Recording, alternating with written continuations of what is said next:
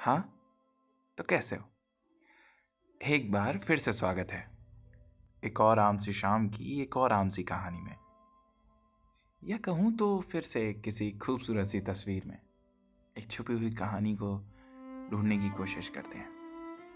हाँ, मैं जानता हूँ कि शायद यह सवाल आपके मन में भी आता होगा कि भला एक तस्वीर क्या ही बता सकती है। लेकिन कभी कभी ऐसा नहीं लगता कि एक तस्वीर तस्वीर से ज़्यादा हो सकती है? समझ पाना थोड़ा सा मुश्किल हो सकता है, लेकिन क्या ये सच नहीं कि लोगों को जिन ख्वाबों को भूलना होता है उन्हीं ख्वाबों से मोहब्बत करने की आदत है? रोज़मर्रा की भाषा में कहूँ तो ये तस्वीर सिर्फ एक पल है जिसमें कभी किसी रोज़ हम ठहरना चाहते थे।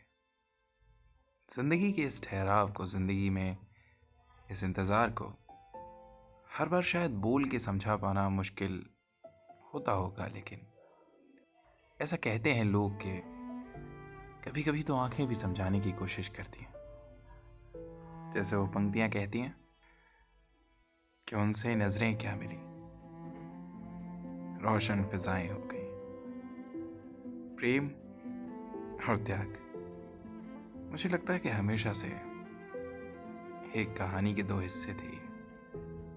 जिन्होंने प्रेम किया उन्हें त्यागना पड़ा, चाहे वो दुल्हन के जोड़े में सजी विदाई ले रही सुधा थी, या पीछे कहीं भीड़ में बस उसे जाते हुए देखता हुआ चंदर। चाहे वो बनारस का 80 घाट और चित्रा सुदीप की कहानी हो, या फिर कहीं किसी कैफे में मिलने वाले वो अनजान मुसाफिर।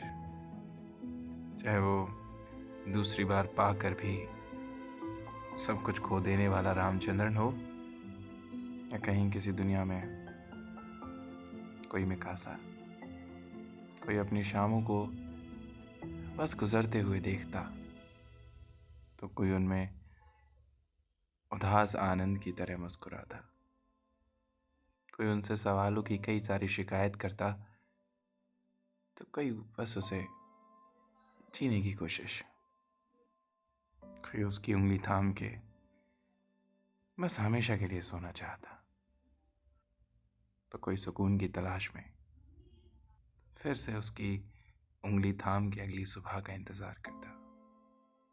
बुरा लगता है कि ये सब कुछ अधूरा है, सब कुछ, क्योंकि दिन के अंत में ये सब कहानियां हैं, कुछ हमारी, कुछ आपकी। समंदर की लहरों से लड़ती जूझती कश्ती सी जिंदगी है, किसी भी पल डूब सकती है, लेकिन एक किनारे की आस है, एक अंत की आस है, जहाँ चाहे अलविदा आखिरकार ना भी मिले, मगर शायद शायद ये कहानियां अपने अधूरेपन में उस खूबसूरती को पहचान सकें जो इनमें है।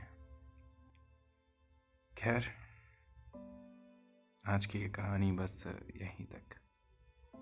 कल फिर मिलेंगे किसी और शाम के साथ, किसी और कहानी के साथ।